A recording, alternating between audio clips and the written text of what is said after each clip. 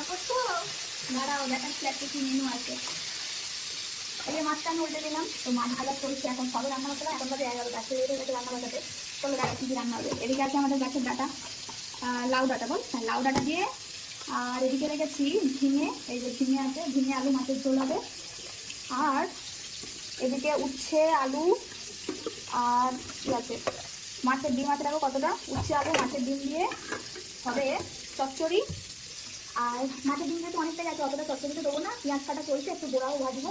তো আজকে আপাতত 3টে আইটেম আছে, মাছের ঝোল, মাছের ডিমের চচ্চড়ি আর মাছের ডিম মানে গোড়া।